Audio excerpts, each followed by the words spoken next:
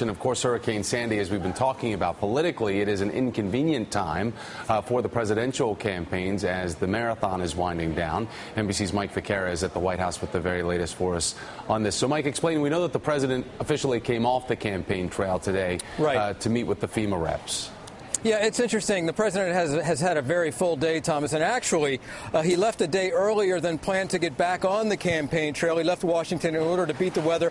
Air Force One wheels up just 10 minutes ago from Joint Base Andrews. The president winging his way to Florida. This trip was to take him to Orlando, to Youngstown. Those two legs are on track so far as we know, although everything is tentative at this point, Thomas, with all the travel and the political events. But the third event was supposed to be locally here in Northern Virginia tomorrow night. That has been canceled. The president also canceling a trip to Colorado the following day as well. Mitt Romney himself has had a couple of things canceled. The president began his day with a walk right across the street, coming out the north portico just behind me, walking across the street with his two daughters, Malia and Sasha, of course, along with their godmother, attending services across Lafayette Park at St. John's Church. The president hasn't been home much lately, so some time with his family.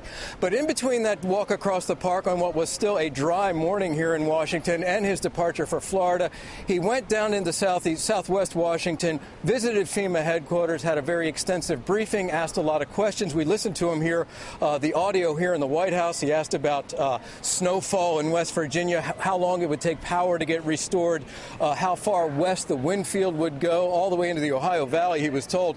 And then he emerged before cameras and made a rather lengthy statement. We're going to play all of it for you right now, Thomas.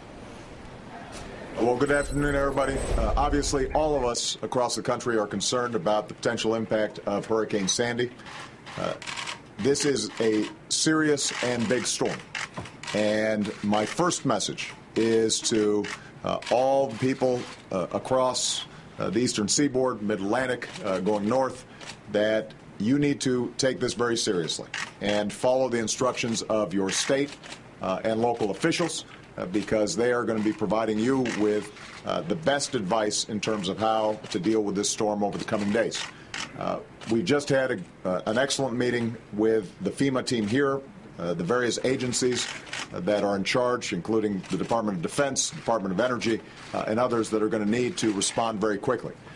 Under Craig Fugate's leadership here at FEMA, we've had a chance to talk to the regional officials as well, and I just had a phone call with the governors of the potentially impacted states, as well as some of the major cities in the region. At this stage, everybody is confident that the staging process, the pre-positioning of resources, commodities, equipment that are going to be needed to respond to the storm are in place. But as Craig has emphasized, this hasn't hit landfall yet. So we don't yet know where it's going to hit, where we're going to see the biggest impacts. And that's exactly why it's so important for us to respond big and respond fast as local information starts coming in. I want to thank all the members of the team for the outstanding work that they're doing. But the other thing that makes this storm unique is we anticipate that it is going to be slow moving. That means that it may take a long time not only to clear, but also to get, for example, the power companies back in to clear trees and to put things back in place so that folks can start moving back home. So my main message to everybody involved is that we have to take this seriously. The federal government is working effectively with the state and local governments. It's going to be very important that populations in all the impacted states take this seriously, listen to your state and local elected officials. My message to the governors as well as to the mayors is anything they need, we will be there. And we're going to cut through red tape. We're not going to get bogged down with a lot of rules. We want to make sure that we are anticipating and leaning forward into making sure that we've got the best possible response to what is going to be a big and messy system. So, again, thank you, everybody. And, Thomas, at the conclusion of those remarks there, a reporter in the room asked the president whether this storm was going to affect the election. Here's what the president said. I don't anticipate it at this point, but obviously we have to take a look. And one more thing, Thomas. Craig Fugate is, of course, the administrator of FEMA. He was sitting by the president's side right before that statement. Fugate admonished his aides there at FEMA who had reported that everything was under control.